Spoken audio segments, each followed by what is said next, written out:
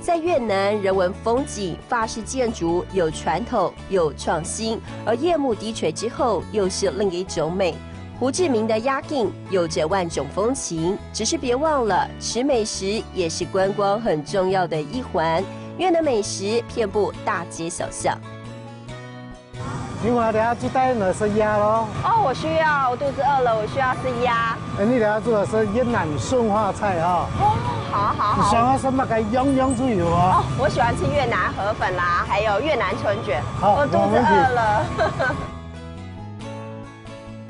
我觉得在越南吃鸭有很多选择哎哈。到越南吃鸭哈，有越南菜、台湾菜、日本菜、韩国菜。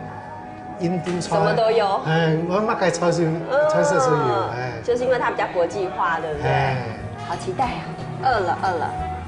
或者是我们挑战一下大胃王。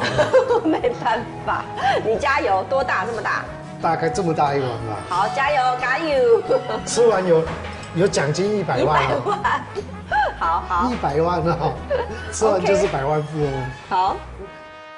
经历过法国殖民，这让越南美食拥有独具一格的美味。它不像其他东南亚国家，饮食偏辛辣。越南的在地美味强调可以品尝到食物原味，而含有鱼露的蘸酱也是一绝。不能错过的还有越式河粉，这道河粉很不一样呢。虽然说入境要随俗，但是挑战这个10人份的越式河粉真的难度好高哦。因为它的用料很丰富，我光看就觉得好饱了，而且挑战成功得要连汤都喝到见底。吃鸭让我超级撑，大胃王的挑战就留给别人吧。哦，你超饱的。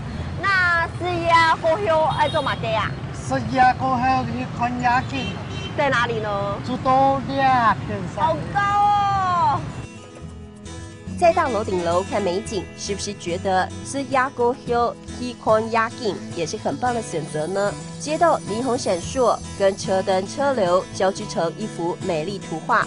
少了白天的酷热，微风徐徐，让我沉醉在这样浪漫情怀当中，舍不得离开。灯海霓虹闪烁，交织成浪漫篇章。吃鸭过后去看鸭景，你会发现越南越野越美丽。